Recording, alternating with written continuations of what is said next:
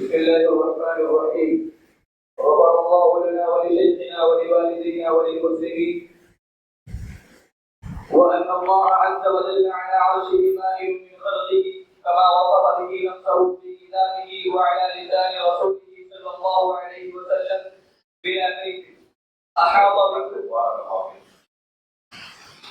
امام ابن ابی حاتم الرازی فرماتے ہیں وَأَنَّ اللَّهَ عَزَّ وَجَلَّ عَلَى عَرْشِهِ بَائِنٌ مِنْ خَلْقِهِ كَمَا وَصَفَ بِهِ نَفْسَهُ فِي كِتَابِهِ وَعَلَى لِسَانِ رَسُولِهِ صلی اللہ علیہ وسلم بلا کیف. فرماتے ہیں اہل سنت والجماعت کا یہ عقیدہ ہے کہ اللہ رب العالمین عرش پر مستوی ہے اور اپنے مخلوق سے اللہ رب العالمین جدا ہے، مخلوق کے اندر حلول کیے ہوئے نہیں ہے. جیسے کہ خود اللہ رب العالمین نے قرآن مجید کے اندر اپنے بارے میں بیان کیا ہے، اسی طرح رسول اللہ صلی اللہ علیہ وسلم نے اپنی احادیث کے اندر بیان کیا ہے. بلا کیفیت، اس کی کیفیت کے بارے میں ہمیں علم نہیں ہے کہ اللہ رب العالمین کیسے اپنے عرش پر مستوی ہے. عرش پر مستوی ہونا تو معلوم ہے کہ اللہ رب العالمین عرش پر مستوی ہے، لیکن کیسے اس کی کیفیت کے بارے میں ہمیں علم نہیں ہے. اس کی کیفیت تو ہے لیکن اس کیفیت کا ہمیں علم نہیں ہے. کیفیت کا انکار نہیں ہے، کیفیت تو اس کی ہے لیکن اس کیفیت کا علم ہمیں نہیں ہے. اپنے علم کا انکار کہ اللہ رب العالمین عرش پر مستوی ہے لیکن کیسے اس کی کیفیت کا ہمیں علم نہیں ہے. تو یہ اہل سنت والجماعت کا عقیدہ ہے اللہ رب العالمین کے متعلق کہ اللہ رب العالمین کہاں ہے. اللہ رب العالمین کہاں ہے اس بارے میں اہل سنت والجماعت کے عقیدے کو امام ابن ابی حاتم الرازی رحمہ اللہ نے صرف ایک سطر کے اندر بیان کر دیا کہ اللہ رب العالمین عرش پر مستوی ہے. جس میں اہل باطل پر رد ہے جو یہ کہتے ہیں کہ اللہ رب العالمین ہر جگہ ہے. جو کہتے ہیں کہ اللہ رب العالمین ہر جگہ ہے ان پر رد ہے کہ نہیں، بلکہ اللہ رب العالمین کہاں پر ہے؟ عرش پر مستوی ہے. یہ عقیدہ ہم نے کہاں سے حاصل کیا؟ خود یہ عقیدہ اللہ رب العالمین نے اپنے بارے میں کتاب اللہ کے اندر قرآن مجید کے اندر ایک جگہ پر نہیں بے شمار جگہوں پر بیان کیا ہے. مثلا اللہ رب العالمین کا ارشاد ہے الرحمن وعلى الارض استوى کہ اللہ رب العالمین عرش پر مستوی ہے. اللہ رب العالمین عرش پر مستوی ہے. یہ آیت اللہ رب العالمین نے قرآن کریم کے اندر ایک دو جگہوں پر نہیں 7 جگہوں پر دہرایا. 7 مرتبہ اللہ رب العالمین نے اس آیت کو نازل کیا ہے. اس بات کی دلیل ہے کہ یہ عقیدہ اہل سنت والجماعت کا جو ہے یہ لوگوں کے ذہن کے اندر راسخ ہو جائے، کسی کے ذہن میں کوئی شک و شبہ نہ رہے، جس سے اللہ رب العالمین نے بار بار اس آیت کو دہرایا تاکہ کسی کے ذہن میں کوئی شک و شبہ اس سلسلے میں نہ رہے. اسی طرح اللہ رب العالمین کا ارشاد ہے ثم استوى على العرش. یہ آیت 6 جگہوں پر قرآن کریم کے اندر موجود ہے. الرحمن على العرش استوى یہ 7 جگہوں پر اور ثم استوى على العرش 6 جگہوں پر اللہ رب العالمین نے آیت کو دہرایا. جس طرح تقریباً 13 جگہوں پر اللہ رب العالمین نے اس چیز کو دہرایا ہے کہ اللہ رب العالمین عرش پر مستوی. استوى علی کا ترجمہ سلف نے جو سمجھا ہے، جو اس کی تفسیر کی ہے جن الفاظ کے ذریعے، وہ کچھ 4 الفاظ ہیں. استوى علی کی تفسیر سلف نے جو کی ہے وہ کچھ 4 الفاظ سے کی. ایک ہے صعیدہ، ایک ہے ارتفاع، ایک ہے علا اور ایک ہے استقر.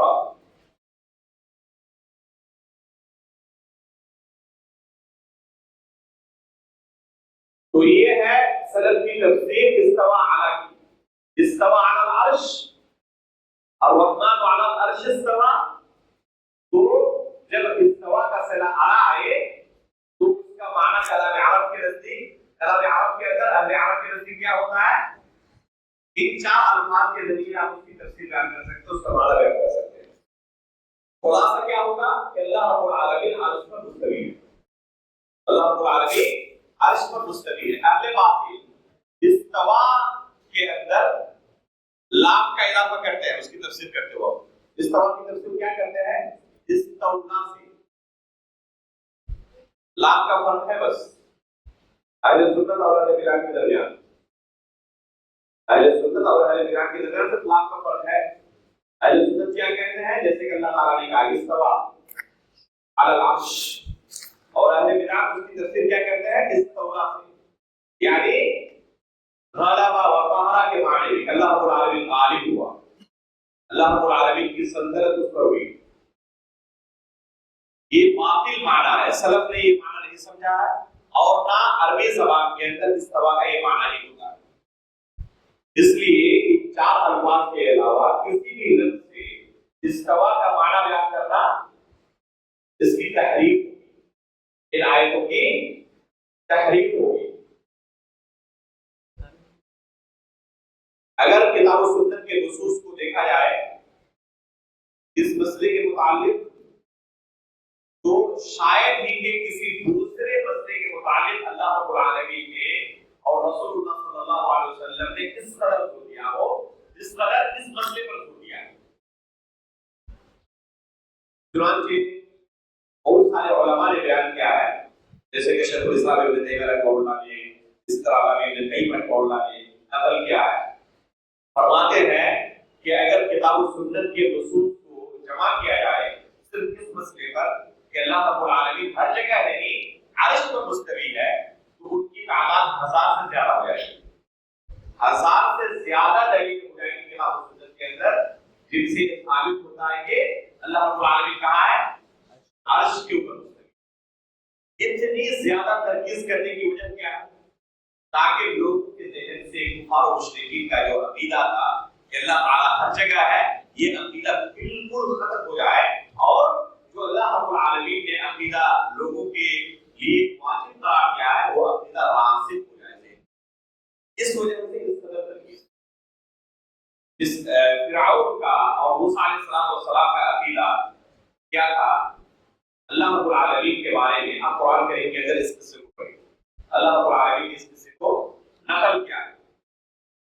فرعون اپنے وزیر حامان سے کیا کہتا ہے؟ یا حامان ابن لی صرحا لعلی ابلغ اسباب السماوات لاطلع الى اله موسى وانی لأظنه كاذبا. فرعون اپنے وزیر حامان سے کہتا ہے کہ ایک لمبی سیڑھی بناؤ تاکہ آسمانوں کے اوپر جا کر میں موسیٰ کے رب کو دیکھوں. کہ موسیٰ علیہ السلام کیا کہتے ہیں کہ اللہ رب العالمین آسمانوں کے اوپر ہے. ذرا ایک لمبی سیڑھی بناؤ تو دیکھتے ہیں حقیقت میں ہے ہی نہیں. وَإِنِّي لَأَظُنُّهُ كَاذِبًا, اور خود یہ فرعون اقرار کرتا ہے کہ میں موسیٰ علیہ السلام کو جھوٹا تسلیم کرتا ہوں, جھوٹا سمجھتا ہوں. اللہ رب العالمین آسمانوں کے اوپر نہیں. یہ ایک طرف فرعون کا عقیدہ ہے جو اللہ رب العالمین کے عرش پر آسمانوں کے اوپر ہونے کا انکار کر رہا ہے, اور دوسری طرف اللہ رب العالمین نے موسیٰ علیہ السلام کا عقیدہ بیان کیا ہے کہ اللہ رب العالمین کہاں ہے؟ آسمانوں کے اوپر ہے, عرش کے اوپر. اس لیے جو لوگ اللہ رب العالمین کے عرش پر ہونے کا عقلی دلائل کی بنا پر انکار کرتے ہیں, ذرا اپنے نفس کا محاسبہ کریں کہ وہ کن کے ساتھ جانا چاہتے ہیں, موسیٰ علیہ السلام کے ساتھ یا فرعون کے ساتھ. بہت سارے لوگ عقلی دلائل کی بنا پر کیا کرتے ہیں؟ اللہ رب العالمین کے عرش پر ہونے کا انکار کرتے ہیں.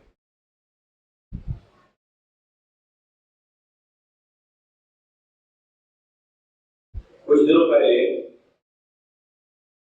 ایک ٹی وی کے اندر دیکھا کہ ایک صاحب عقلی دلائل کے ذریعے اللہ رب العالمین کے عرش پر ہونے کا انکار کر رہے تھے. ان کا کہنا تھا کہ اگر اللہ رب العالمین کو ہم عرش پر مانیں تو اس سے لازم کیا آئے گا؟ کوئی چیز کسی کے اوپر ہوگی. جیسے یہ گلاس ہے ٹیبل کے اوپر, تو کیا یہ ممکن ہے کہ ٹیبل گلاس کے اوپر ہو؟ ممکن نہیں. یہ عقلی دلیل دے رہے ہیں کوئی چیز کسی کے اوپر ہوگی تو جس کے اوپر ہوگی وہ چیز بڑی ہوگی, اور جس چیز کو اوپر رکھا جائے گا وہ چیز چھوٹی ہوگی. عرش فرما لے تو لازم کیا آئے گا؟ عرش بڑا ہے، اللہ رب العالمین چھوٹے ہیں، نعوذ باللہ. تو اللہ اکبر نہیں ہوئی، اور اللہ رب العالمین کیا ہے؟ اللہ اکبر. اللہ تعالیٰ ہر چیز سے بڑے ہیں. تو یہ اس بات کی دلیل ہے کہ اللہ رب العالمین کو عرش پر نہیں مان سکتے. تو سمجھ رہے ہیں اپنی دلیل کو؟ کہتے ہیں کہ اللہ رب العالمین کو اگر عرش پر مانے تو لازم آئے گا کہ عرش اللہ رب العالمین سے بڑا ہے. اس لیے کہ کوئی بھی چیز کسی کے اوپر ہوتی ہے تو جو چیز چھوٹی ہوتی ہے، جس کے اوپر اس چیز کو رکھا جائے وہ چیز بڑی ہوتی ہے. تو اگر اللہ رب العالمین کو عرش پر مان لے تو لازم آئے گا کہ عرش اللہ سے بڑا ہے، حالانکہ اللہ اکبر، اللہ سب سے بڑا ہے. اس لیے اللہ رب العالمین کو عرش پر ہم نہیں مان سکتے. یہ ان کا نظریہ ہے، یہ ان کی دلیل. اب سوچئے کہ اس طرح عقلی دلائل کے ذریعے اگر کسی کا عقیدہ پختہ نہ ہو اور اہل سنت و جماعت کے عقائد کو صحیح طریقے سے نہ پڑھا ہو تو ان جیسے گمراہ مفکرین کو سننے کی وجہ سے ہو سکتا ہے کہ اس کے دل کے اندر یہ شبہات داخل ہو جائے، راسخ ہو جائے اور اپنی دنیا و آخرت برباد کر لے. اس لیے ایسے لوگوں سے ہمیشہ اپنے آپ کو دور کرنے کی ضرورت ہے. یہ عقلی چیزیں جو ہوتی ہیں شروع میں بہت لبھاؤنی معلوم ہوتی ہے، بہت قریب معلوم ہوتی ہے اپنے دل کی، لیکن جب تک اس سے بڑی کوئی عقل نہ آ جائے. اگر اس سے بڑی کوئی عقل آ جائے تو پتہ چل جائے گا کہ یہ ریت کا گھر ہوتا تھا، کچھ بھی نہیں. میں نے پوچھا کہ اگر ایک منٹ کے لیے آپ کی بات مان لی جائے، آپ نے جو دلیل دی اگر ایک منٹ کے لیے ہم مان لیتے ہیں کہ اس سے یہ لازم آئے گا کہ عرش اللہ رب العالمین سے بڑا ہے، تو آخر اللہ رب العالمین کے وجود کا آپ اقرار کرتے نہیں کرتے؟ اللہ تعالیٰ موجود ہے یا نہیں؟ ظاہر سی بات ہے اس کا انکار نہیں کر سکتے. تو جب اللہ رب العالمین کے وجود کا اقرار کر رہے ہیں تو اللہ تعالیٰ کہیں ہے یا نہیں؟ ظاہر سی بات ہے کہ آپ وجود کا اقرار کر رہے ہیں. تو جہاں بھی اللہ کو آپ تسلیم کریں، جس چیز کے اوپر بھی جہاں بھی آپ تسلیم کریں، وہ اللہ سے بڑی ہے یا چھوٹی ہے؟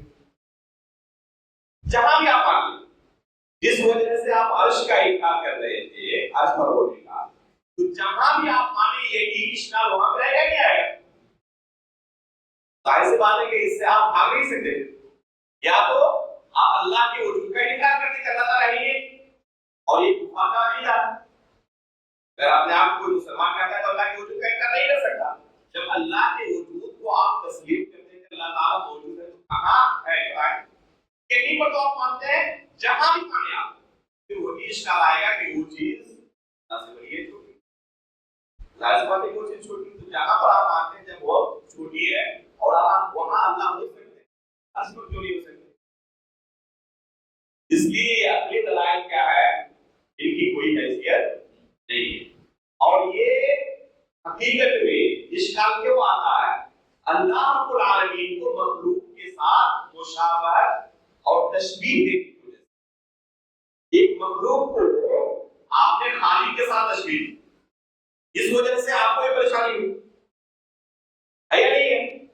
حالانکہ مخلوق کے اندر بھی بہت ساری آپ مثالیں پا لیں گے کہ کسی چھوٹی چیز میں بہت بڑی چیز موجود ہے یا نہیں ہے؟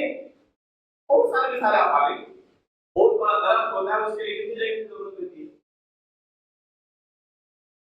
یا نہیں ہے؟ بے شمار چیزیں آپ پا لیں گے.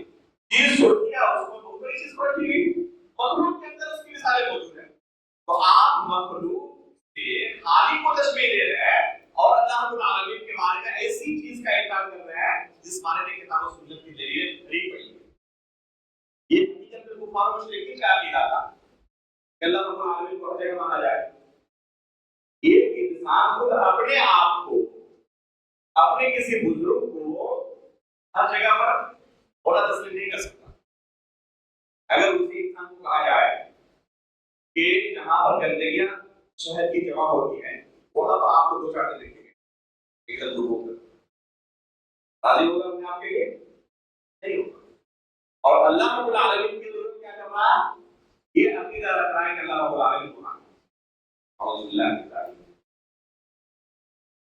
یہ حقیقت میں کفار و مشرکین کا عقیدہ تھا. اسی وجہ سے اللہ کے رسول صلی اللہ علیہ وسلم نے اس لوٹی کا جب امتحان لیا کہ یہ لوٹی مسلمان ہو چکی ہے یا اپنے پرانے دین پر باقی ہے، تو اس سے اللہ کے رسول نے 2 سوال کیا تھا۔ پہلا سوال کیا تھا این اللہ، اللہ رب العالمین کہاں؟ اس خاتون نے اشارہ کیا آسمان کی طرف کہ اللہ رب العالمین آسمانوں کے اوپر ہے۔ دوسرا سوال کیا من انا، میں کون ہوں؟ کہتے ہیں انت رسول اللہ، آپ اللہ کے رسول ہیں۔ امتحان ہو گیا کہ پرانا دین چھوڑ کر اسلام کا عقیدہ اختیار کر چکی ہے۔ اللہ کے رسول نے فوراً گواہی دی کہ اس شخص کو، اس عورت کو آزاد کر سکتے ہو، یہ مومنہ ہے۔ صرف 2 سوالوں کے ذریعے پتہ چل گیا کہ یہ اہل اسلام میں سے اہل کفر میں سے۔ اس سے ہمیں ایک اور اہم مسئلے کی طرف اشارہ ملتا ہے۔ بعض مسائل ایسے ہوتے ہیں جن مسائل کے ذریعے اہل سنت کے درمیان اور غیر اہل سنت کے درمیان تمیز کیا جاتا ہے۔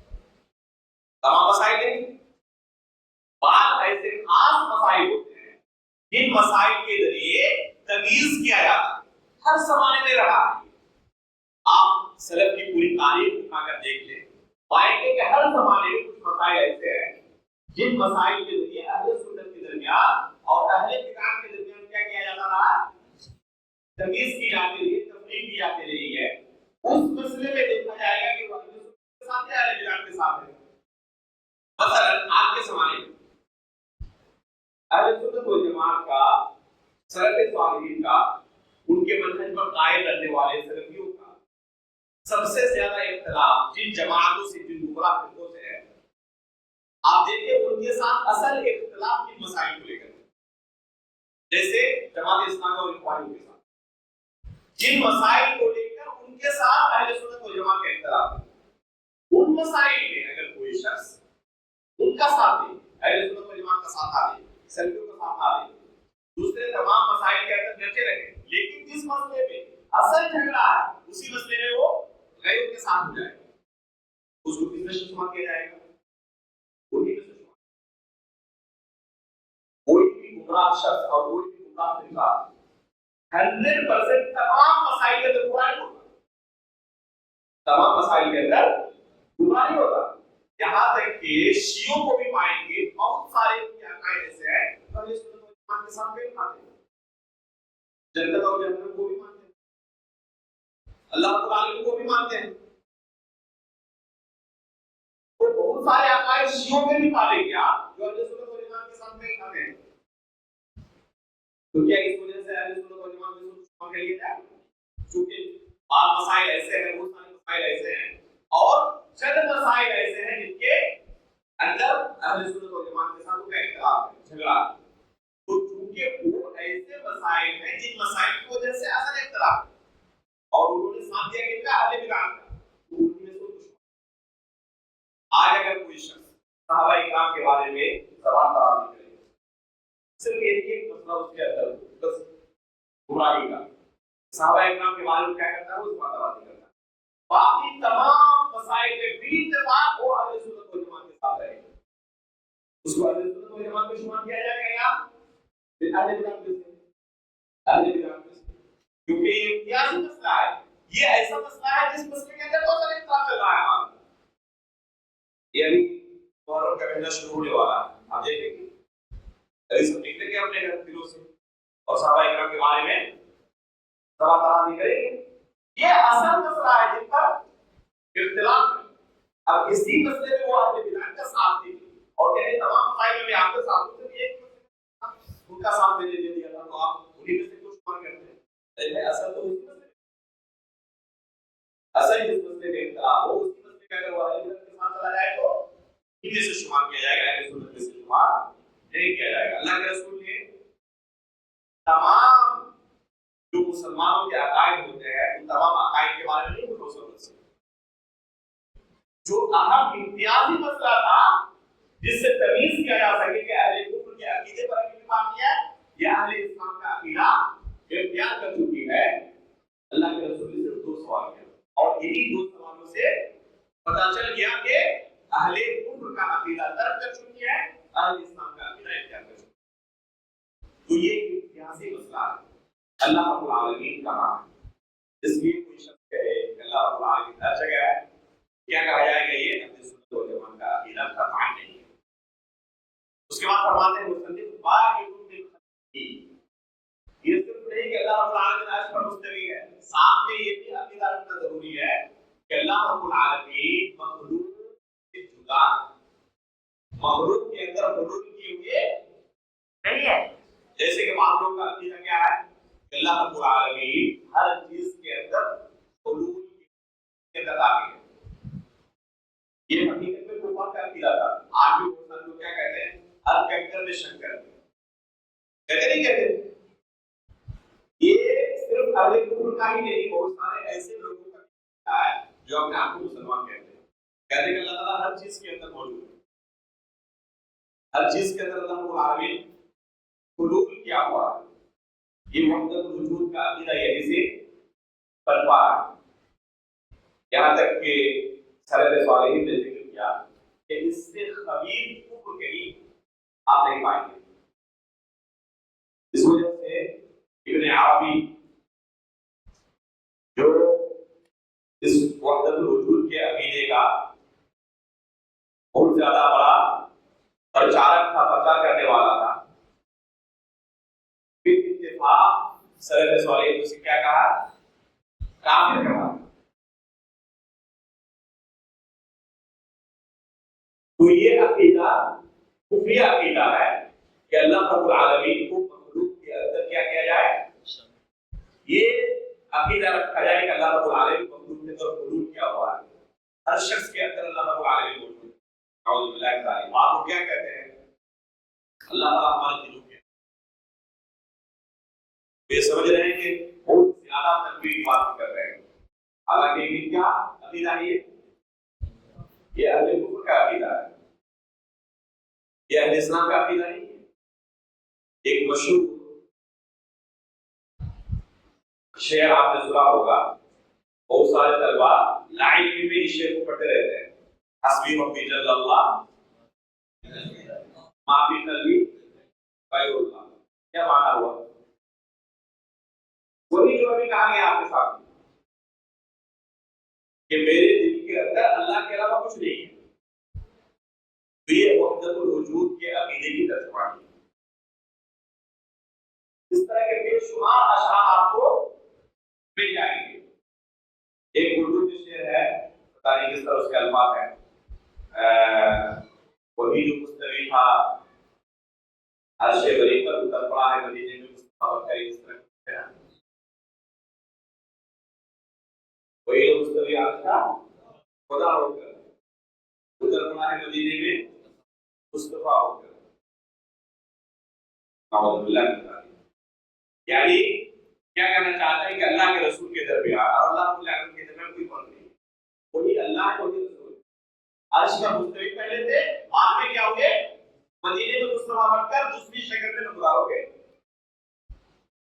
تو یہ حقیقت میں وحدت الوجود کا جو عقیدہ ہے انتہائی خبیث اور باطل عقیدہ ہے، کفری عقیدہ ہے۔ تو واحد من خلقہ میں وحدت الوجود کا عقیدہ رکھنے والوں پر رکھتے ہیں کہ اللہ رب العالمین کے بارے میں کیا عقیدہ رکھا جائے؟ واحد من خلقہ، مخلوق سے اللہ رب العالمین کیا ہے؟ جدا ہے، کما وصف به نفسه في کتابه وعلى لسان رسوله صلی اللہ علیہ وسلم۔ اس کے بعد آخر میں کیا کہا؟ بلا کیف، یہ بہت اہم ہے، اس کی کیفیت ہم بیان نہیں کریں گے کہ اللہ تعالیٰ کیسے مستوی۔ بہت سارے لوگ سوال کرتے ہیں کہ اچھا اللہ رب العالمین کو آپ پر مستوی مانتے ہیں، ذرا بتائیں کیسے مستوی۔ اس سے ہم کیا کہیں گے؟ پہلے اللہ تعالیٰ کے بارے میں بتاؤ کہ اللہ تعالیٰ کیسے ہے، کہہ سکتے ہو؟ جب اللہ رب العالمین کے بارے میں کیسے ہے، کیف کا سوال اللہ کی ذات کے بارے میں نہیں کہہ سکتا، تو اللہ رب العالمین کی صفات کے بارے میں کیف کا سوال کیسے کر سکتے ہو؟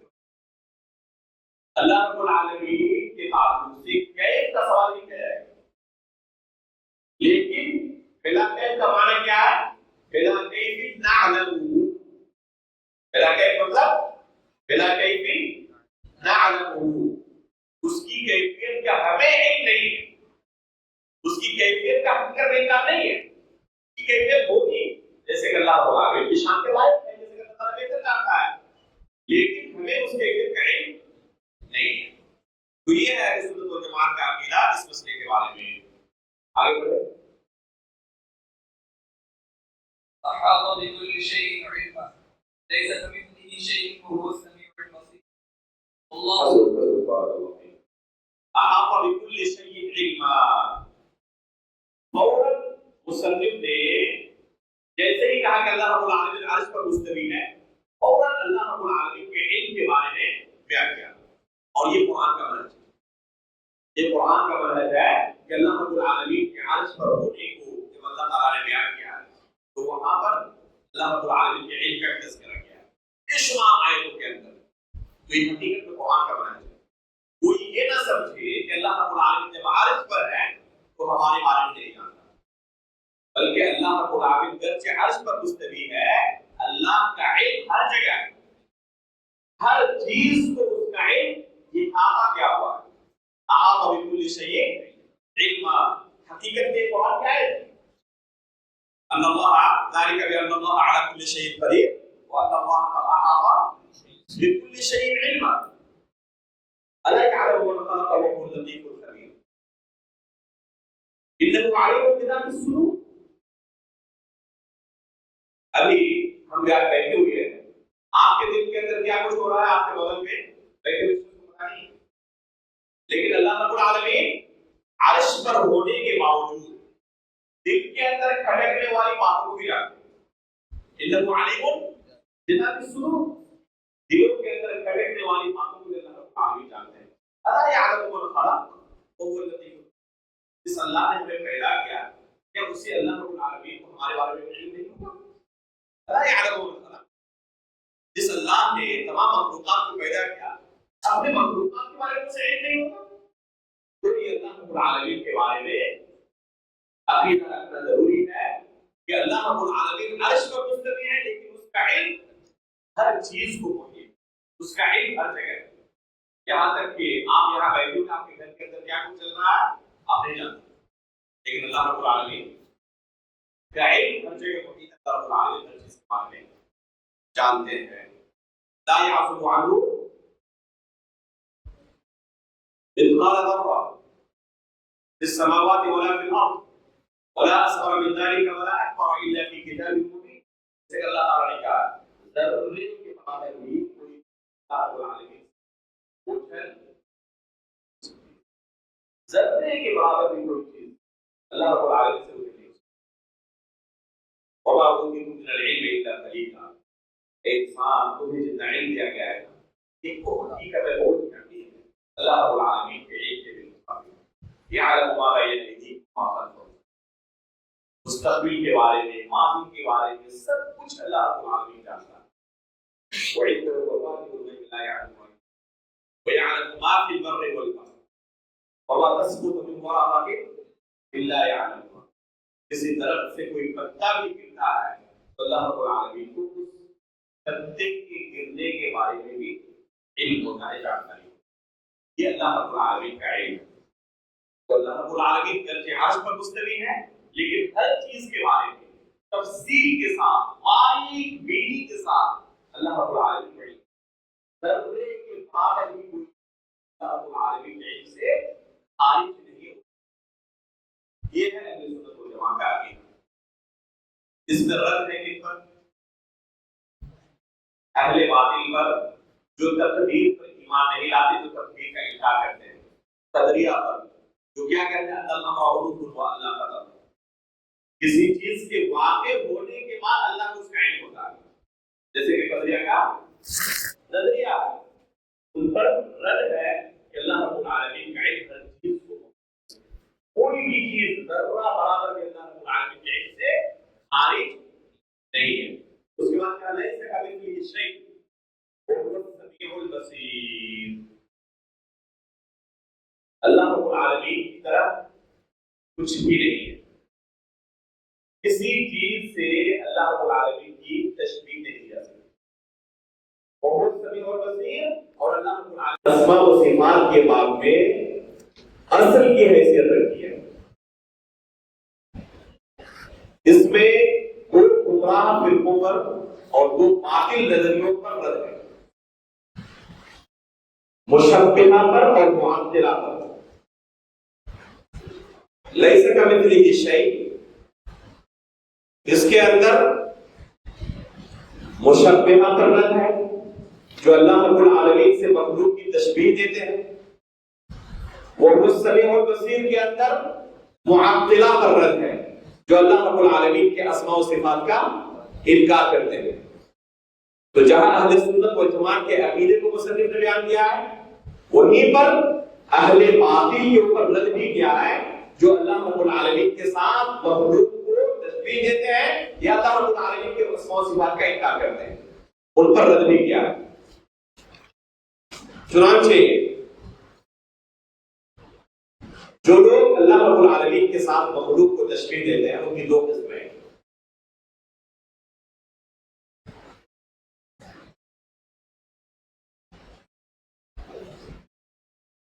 پہلی قسم ہے جو خالق کے ساتھ مخلوق کو تشبیہ دیتے ہیں، جو خالق کے ساتھ مخلوق کو، اللہ رب العالمین کے ساتھ کن کو تشبیہ دیتے ہیں؟ مخلوق کو۔ اور دوسری قسم اسی کے برعکس ہے جو مخلوق کے ساتھ خالق کو تشبیہ دیتے ہیں۔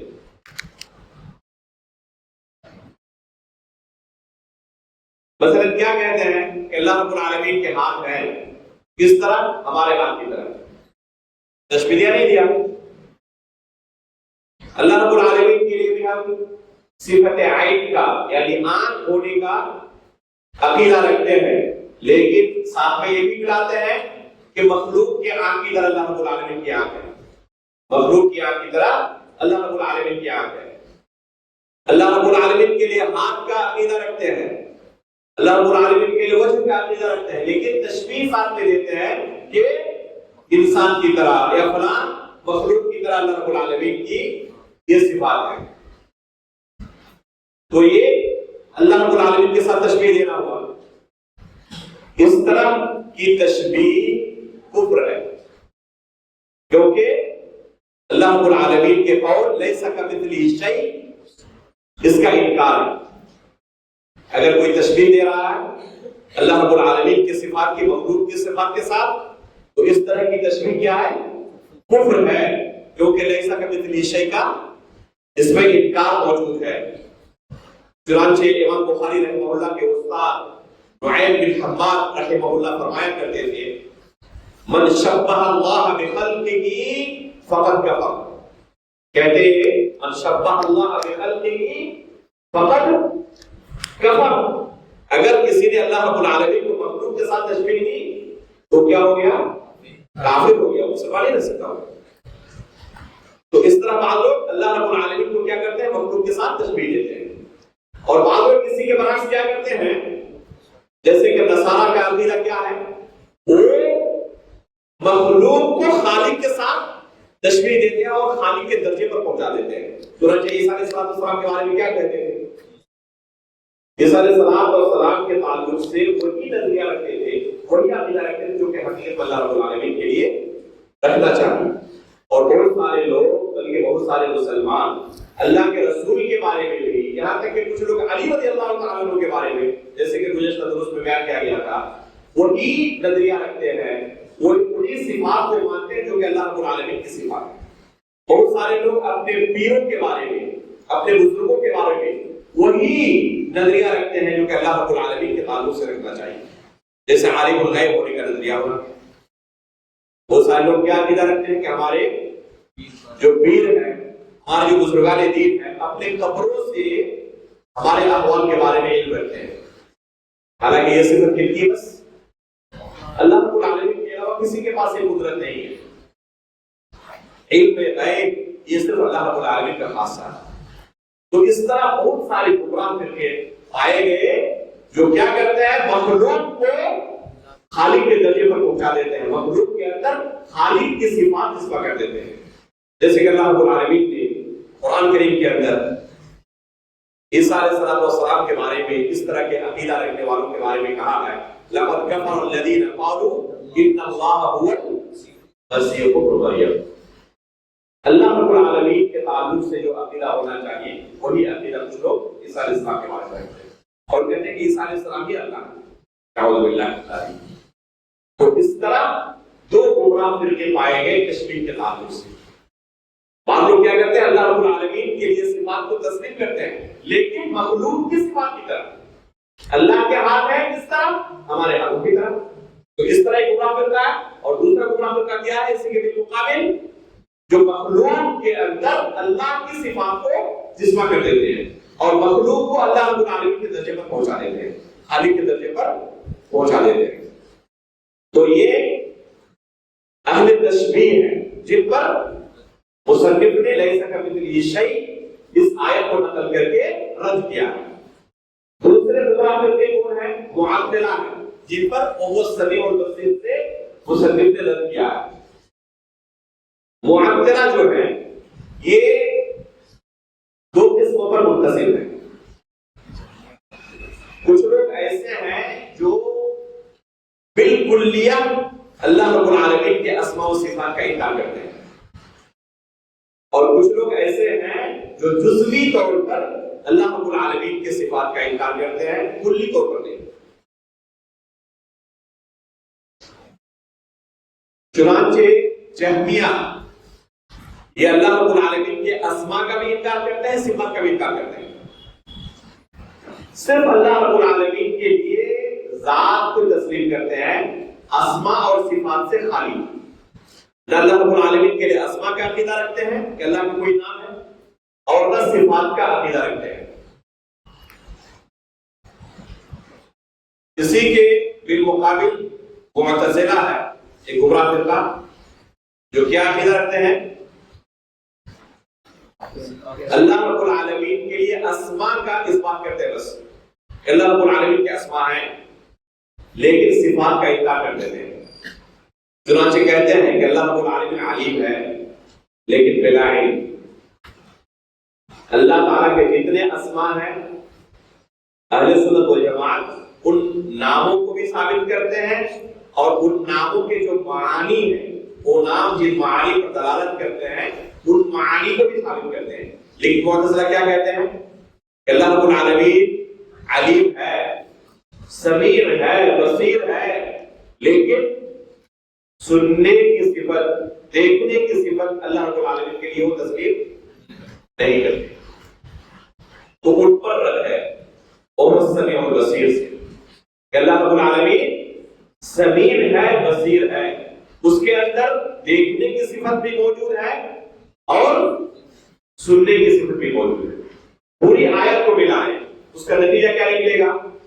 مخلوق کے اندر بھی دیکھنے کی اور سننے کی صفت موجود ہے لیکن وہ لیس کمثلہ شیء. گرچہ مخلوق کے اندر بھی یہ صفت موجود ہے لیکن اللہ رب العالمین کی طرح نہیں. اللہ رب العالمین کی جو صفت ہے دیکھنے کی اور سننے کی, مخلوق سے اس کی تشبیہ دی نہیں جا سکتی.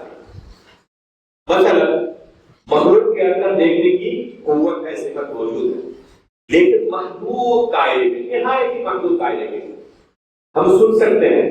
لیکن کون سی آواز سن سکتے ہیں؟ جو ہمارے آس پاس ہو. اگر کوئی 1 کلومیٹر دور چیخے چلائے تو سن پائیں گے؟ نہیں سن پائیں گے. یا قریب ہی ہو لیکن بہت ہی پست آواز میں بات کرے سن پائیں گے؟ نہیں سن پائیں گے. تو سننے کی طاقت تو ہے ہمارے اندر لیکن نہایت محدود دائرے میں ہم سن سکتے ہیں. اسی طرح بہت تیز آواز اس کو بھی سننے کی طاقت ہمارے پاس نہیں. ایک قوم کو اللہ رب العالمین نے کسی عذاب سے ہلاک کر دیا, انتہائی تیز آواز کے ذریعے سے کیا ہو گئے؟ ہلاک و برباد ہو گئے. تو سننے کی طاقت تو ہے لیکن ایک محدود دائرے میں.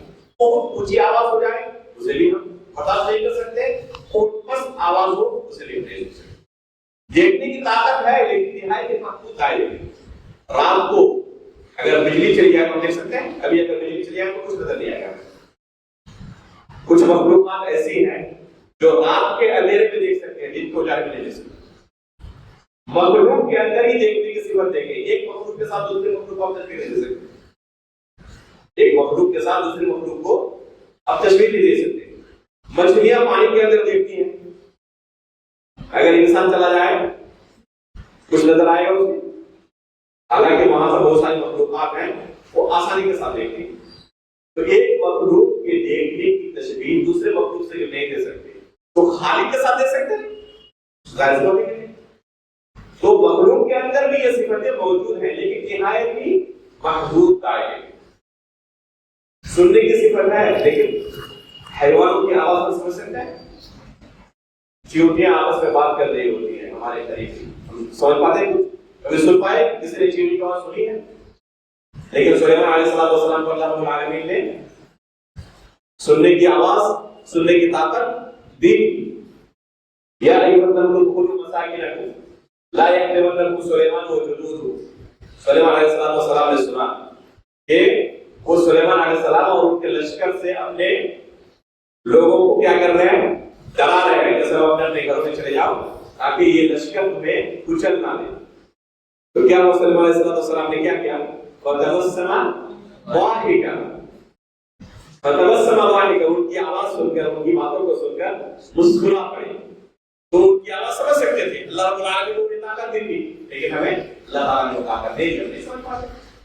تو سننے کی طاقت اللہ نے انسانوں کو بھی دی ہے، مخلوق کو بھی دی ہے، لیکن نہایت محدود دائرے میں. اللہ رب العالمین کے پاس یہ طاقت محدود دائرے میں ہے؟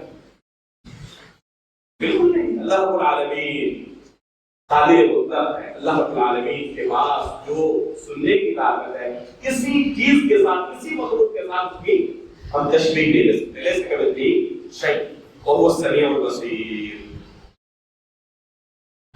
اسی طرح کچھ اہل بدعت ایسے ہیں جو اللہ رب العالمین کے صفات کا انکار کرتے ہیں لیکن تمام صفات کا نہیں، تمام اسماء کا نہیں. جیسے اشاعرہ ہیں، ماتریدیہ ہیں، جن کے بارے میں اس میں آپ کے سامنے بیان کیا جا چکا ہے. اشاعرہ کتنے اس کو مانتے ہیں؟ صرف 7 کو تسلیم کرتے ہیں، باقی کو تسلیم نہیں کرتے. تو یہ جزوی انکار کرنے والے یہ بھی معطلہ میں شمار ہوں گے لیکن کلی طور پر نہیں بلکہ جزئی طور پر. اہل سنت والجماعت کا عقیدہ کیا ہونا چاہیے کہ ہم اللہ رب العالمین کے لیے ان تمام اسماء کو اور صفات کو تعمیل کریں گے جن کا تذکرہ قرآن مجید کے اندر یا اللہ کے رسول کی احادیث کے اندر صحیح مساجد سے آیا ہوا ہے. ہم تمام اسماء کو، تمام صفات کو اللہ تعالیٰ کے لیے تعمیل کریں گے لیکن مخلوق کے ساتھ تشبیہ بھی نہیں دیں گے اور کسی بھی صفت یا کسی بھی نام کا انکار بھی نہیں کریں گے. یہ ہمارا عقیدہ اور منہج اللہ رب العالمین کے تعلق سے ہونا چاہیے. اس کے بعد پڑھیں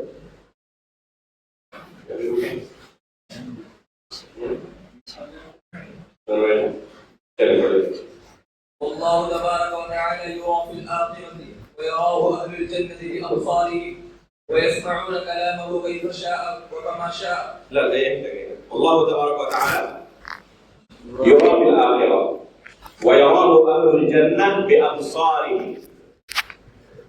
اس کے بعد فرماتا ہے کہ اللہ رب العالمین کو آخرت کے اندر دیکھا جائے گا. اہل جنت اپنی آنکھوں سے اللہ رب العالمین کو دیکھیں گے. یہ اہل جنت کے لیے سب سے بڑی نعمت ہوگی. جنت کے اندر پہنچنے کے بعد ایک جنتی کے لیے سب سے بڑا انعام کیا ہوگا؟ اللہ رب العالمین کی رؤیت، اللہ رب العالمین کو دیکھنا. اللہ رب العالمین ہمیں اس سے بھروسہ کرے. اللہ رب العالمین ہم تمام لوگوں کو اس نعمت سے سرفراز کرے. جیسے کہ اللہ کے رسول صلی اللہ علیہ وسلم نے صحیح مسلم کی حدیث ہے بیان کیا ہے کہ اہل جنت کے لیے سب سے بڑی نعمت کیا ہوگی؟ یہی نعمت ہوگی کہ اللہ رب العالمین کو وہ جنت میں دیکھیں گے.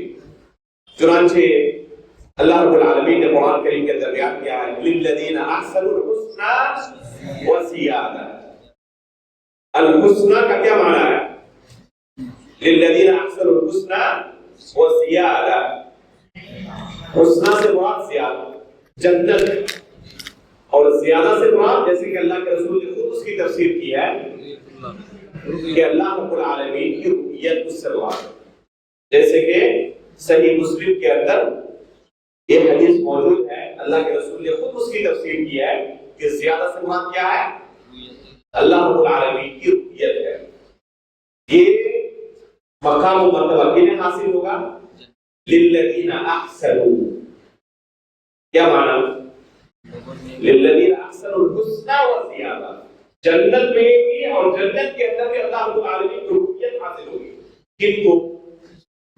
للذین احسنوا. کیا معنی للذین احسنوا؟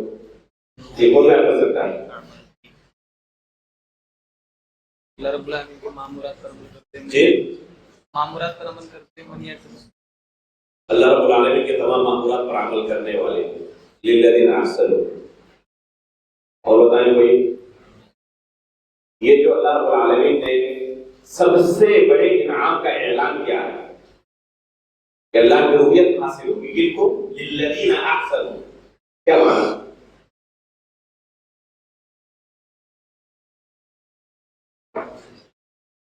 جی بتائیں. جنہوں نے احسان کیا اتنا آسان ہے. للذین احسنوا جنہوں نے کیا کیا ہے؟ احسان کیا. احسان کا کیا معنی؟ ان تعبد اللہ کأنک تراہ فإن لم تکن تراہ فإنہ یراک. اس کو احسان کہتے ہیں. اللہ کے رسول نے خود اس کی تفسیر کی ہے یا نہیں؟ اللہ کے رسول نے خود اس کی تفسیر کی ہے. جب جبریل علیہ السلام نے اللہ کے رسول سے پوچھا اخبرنی عن الاحسان تو اللہ کے رسول نے کیا کہا؟ ان تعبد اللہ کأنک تراہ فإن لم تکن تراہ فإنہ یراک. اللہ کی عبادت ایسے ہی کرو کأنک تراہ جیسے کہ تم اللہ کو دیکھ رہے ہو. گویا کہ اللہ کو دیکھ رہے ہو. کیوں کأنک کا کیوں اضافہ کیا؟ کیونکہ حقیقت میں اس دنیا میں اللہ رب العالمین کو دیکھنا ممکن نہیں ہے. موسیٰ علیہ السلام نے کیا کہا تھا کہ اللہ میں دیکھنا چاہتا ہوں تمہیں. اللہ رب العالمین نے کیا جواب دیا؟ لن ترانی ہرگز نہیں دیکھ سکتے. اگر موسیٰ علیہ السلام درخواست کے باوجود نہ دیکھ سکے اور یہ جواب ملے تو ہم لوگ دیکھ سکتے ہیں؟ ممکن نہیں ہے. اللہ کے رسول صلی اللہ علیہ وسلم نے بھی معراج کی رات اللہ کے رسول نے کہ اللہ تعالیٰ کو دیکھا تھا؟ نہیں دیکھا تھا. اگر اللہ رب العالمین کو دیکھا ہوتا تو اللہ رب العالمین نے جہاں پر اس واقعے کو بیان کیا ہے سورہ نجم میں تو وہاں پر ضرور اس کو بھی بیان کرتے کیونکہ یہ سب سے بڑا انعام ہوتا. لیکن کیا کہا؟ لقد رأى من آیات ربه الکبریٰ. لقد رأى من آیات ربه الکبریٰ کہ اللہ رب العالمین کی بے شمار بڑی بڑی نشانیوں کو دیکھا اللہ کے رسول نے. لیکن یہ ذکر نہیں کیا کہ اللہ رب العالمین کو دیکھا. اگر اللہ رب العالمین کو دیکھا ہوتا تو ضرور اس کا بھی تذکرہ کیا جاتا. اما عائشہ رضی اللہ تعالیٰ عنہ فرماتی ہیں کوئی اگر کہے کہ اللہ کے رسول نے اللہ رب العالمین کو دیکھا ہے ان ننگی آنکھوں سے سر کی آنکھوں سے تو اس نے جھوٹ مارا. تو اللہ کے رسول نے نہیں دیکھا. تو اس دنیا میں دیکھنا ممکن نہیں ہے اللہ رب العالمین کو. اس لیے کیا کہا کہ انک تراہ گویا کہ تم اللہ کو دیکھ رہے ہو. لیکن یہ ممکن نہیں ہے. یہ تصور دل کے اندر آئے گویا کہ ہم اللہ کو دیکھ رہے ہیں. فإن لم تكن تراه فإنه يراك. اور اگر تم اللہ کو نہیں دیکھ سکتے یہ تصور نہیں آ سکتا تو یہ تصور ہو کہ اللہ رب العالمین ہمیں دیکھ رہا ہے. الجزاء من جنس العمل. جو اللہ کی عبادت اس تصور سے کرے گا گویا کہ ہم اللہ کو دیکھ رہے ہیں اس کو احسان کہتے ہیں. اگر حقیقت میں کسی کی عبادت میں احسان کا درجہ پیدا ہو گیا تو اس کا بدلہ کیا ہے؟ دنیا میں تو اس نے صرف یہ تصور کیا تھا اللہ کی عبادت کے ہو گویا کہ ہم اللہ کو دیکھ رہے ہیں. حقیقت میں نہیں دیکھ پایا تھا. اللہ رب العالمین جنت کے اندر بدلہ لیں گے کہ اس تصور سے تم نے زندگی بھر میری عبادت کی اب اس کا بدلہ یہ ہے کہ مجھے دیکھنا. تو یہ ہے بدلہ للذین احسنوا الحسنى وزیادہ. الجزاء من جنس العمل.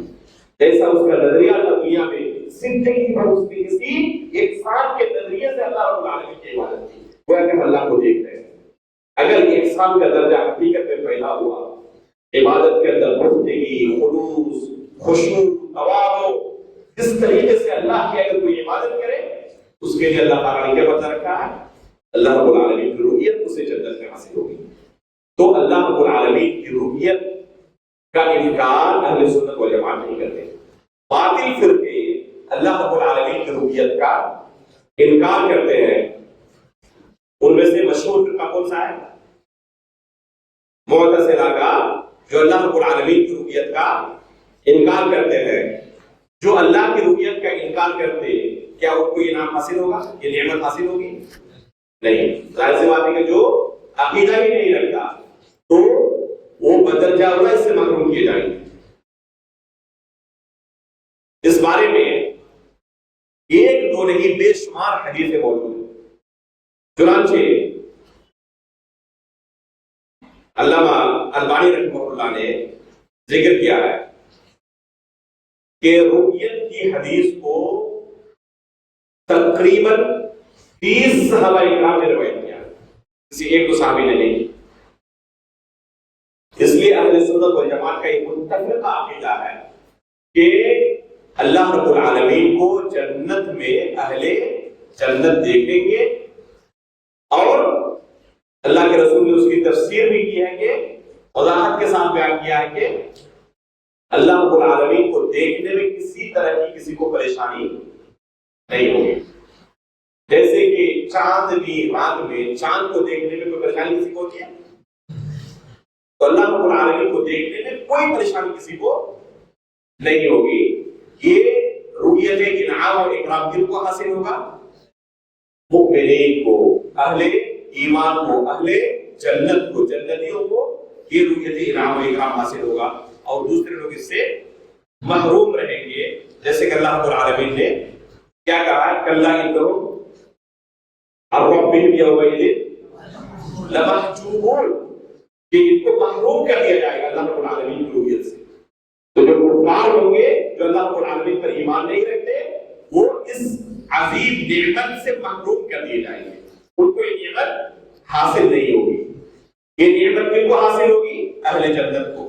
جیسے کہ اللہ تعالیٰ نے کہا وجوہ یومئذ ناظرہ الی ربہا ناظرہ، کچھ چہرے اس دن تر و تازہ ہوں گے، اللہ رب العالمین کی طرف دیکھ رہے ہوں گے۔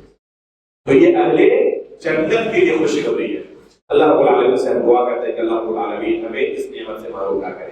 اللہ رب العالمین ہمیں ان لوگوں میں سے بنائے جو اللہ رب العالمین کو دیکھیں گے، اللہ کی رؤیت جنہیں حاصل ہوگی، رؤیت انعام و اکرام، رؤیت غضب نہیں، بلکہ اللہ رب العالمین کا رؤیت انعام و اکرام ہمیں حاصل ہو۔ ہم اللہ رب العالمین سے اس کی دعا کرتے ہیں۔ یہی سے آج کے درس کو ہم روکتے ہیں انشاءاللہ۔ اس کے بعد ہمارا حصہ ہوگا انشاءاللہ اگلے ہفتے اسی دن سوموار کو عشاء کی نماز کے بعد آگے